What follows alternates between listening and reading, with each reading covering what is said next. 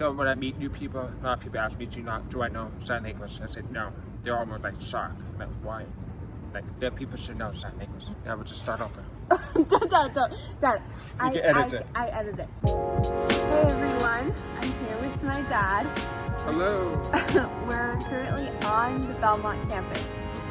So I'm gonna probably be doing a video showing you guys around the campus later. So you guys should subscribe now so you can see that video because this place is beautiful. But anyways, we're waiting for our bagels. I figured what a better time than to just ask some questions. Okay, so first question, can you do sign language? Nope. So basically, my dad was born profoundly deaf, and it's not genetic.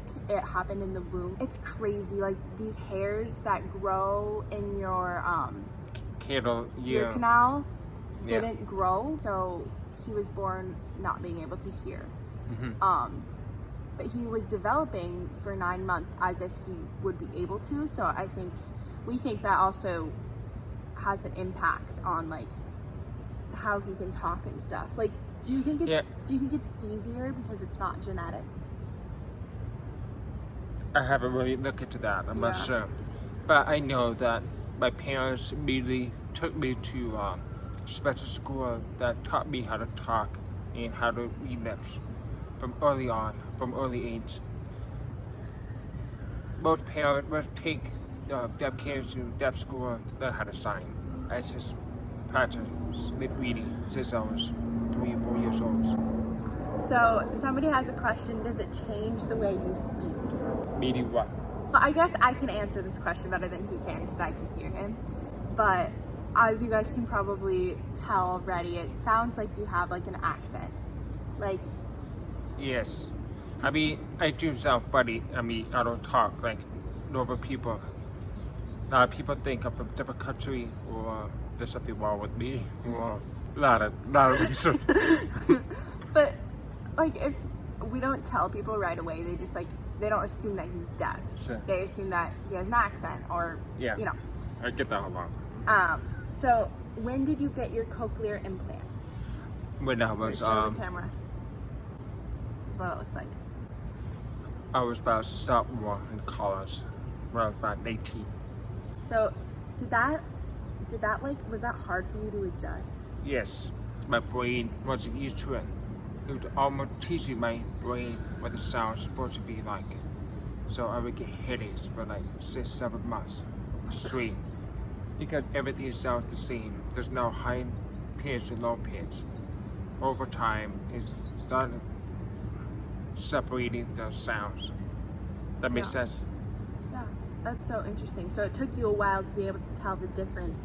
Like, we play this game sometimes where he closes his eyes, and I'll say like a simple phrase, and he'll be able to guess what I'm saying because he knows like the frequency of my voice. We try it. You close your eyes, I'll say something. Sure. What do you want for breakfast? What do I want for breakfast? But like, if a stranger did that, you wouldn't. Probably not. It's almost like I can read their minds. I know what they're gonna say. Oh, true. I mean, we are about to have breakfast. Yes, exactly. Okay. Okay, so we talked about this earlier, but somebody asked, like, how do we communicate, like, because we don't have sign language. So basically, he has to read our lips, like, for everything we're saying, because we don't know sign language because he doesn't. Yeah. So, I mean, it can be hard, but I'm just used to looking at you. Yeah, I mean, there's no difference. When I meet new people, I just read the lips, but I know them since they were, born, so I know how they talk, how they think. It's not hard at all. Okay. So what was I gonna say? So when I meet new people, a lot of people ask me, do I know sign language? I said no. They're almost like shocked. Like, why? Like, their people should. That's not true. But I just kind of grew up around hearing people, so it's hard for me to sign because I have no one to sign to. Somebody asks, are his other senses more prominent? Yeah. I can smell. Like, insanely well. I've always say, what is that smell? Yeah. And we're all like, what? and a being visual, you know, it's just body language. I know, I see everything, and I can sense what's going on without hearing what's happening. Talk a little bit about how you learn to read lips. Like, how does somebody learn that? Remember, be at school or take a speech therapist. I do a lot of lip reading by the feel. Like, I would touch people's throat. I can feel the vibration or how much pressure is coming out of the mouth. So I will put my hands in front of the mouth and touch the throat. That's how I know how much pressure you need to talk. It's just insane. Like the difference between B and P. It looks the same on the camera. The pressure. But if you guys want to try it, hold your hand up to your mouth and say B and P. You can feel the difference. And so that's how he knew to enunciate the difference. Do you still listen to music? No. I've never listened to music. I can hear the sound, the background sounds, like country music, rock and roll, Dad, heavy metal. You can tell the difference? By the beats, the bass. I mean, not what kind of music. I could tell if this is slow music or fast music. Well, only if you can feel the speaker, though. Oh, with my cochlear implant, it was on. I can't understand the words. I can hear all the beats. Yeah. It doesn't make any sense. Yeah, he has no concept of like tone or pitch or like a high note versus a low note. Like, Well, I can hear Betty play her piano. Yeah. I can hear, it sounds nice. It's hard to explain. Exactly, like I will never know how it sounds to you. Do you ever play tricks on people who don't know that you're deaf? All the time. The question is, what is it like to have a daughter heavily involved in music? In case you guys don't know, in high school I was very involved with choir and show choir and dance. So I am very musical. So tell a little bit about that. Well, obviously, if my girls were in it, I would not be interested. But, just watching them dancing, singing, on stage, I'm terrible fighting on stage. I can't even speak for the people.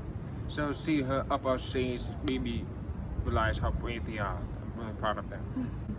So like, even though you can't hear the music or you can't understand what we're saying or like what we're dancing to or singing to. Well, dancing is so quite different because there's a lot of dance moves. Yeah. And so many movements are very visual. It's just incredible thing to watch. But choir, the standing still, singing, that's probably the most boring side. But again, BRC is singing the heart out. It's pretty incredible. I want you to talk a little bit about like your business. I think it's just a cool success story that like even though you're deaf, you're still able to start a business. So tell about like some of your fears with that. Or well, I got real lucky. I was born at the right timing because by the time I graduated from college, emails started and texting phones just started. Before that, I was like, how am I gonna work? I can't even use the phone. Because back then it was all phone, right? There was no way to communicate. So when that email came out and texting on the phone came out, I was super excited. That's how most people do business, is through emails, text. People barely talk on the phone, right? Yeah.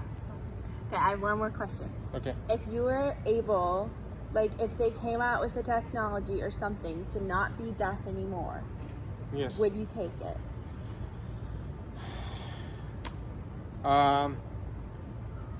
If I was 18 or 19, probably yes. Right now, I don't really care because I'm totally comfortable in who I am because, everybody has touched them in different ways. So, yeah. Let me know what you guys think of this video. If you have any more questions, don't be afraid to reach out and type in the comments what you thought and share this video because I don't think that there's enough awareness right now for the deaf community, especially with COVID and face masks. It's hard. So thank you guys for watching, and be sure to subscribe because I'm gonna have some super cool videos coming up with college and stuff. Bye guys. Bye.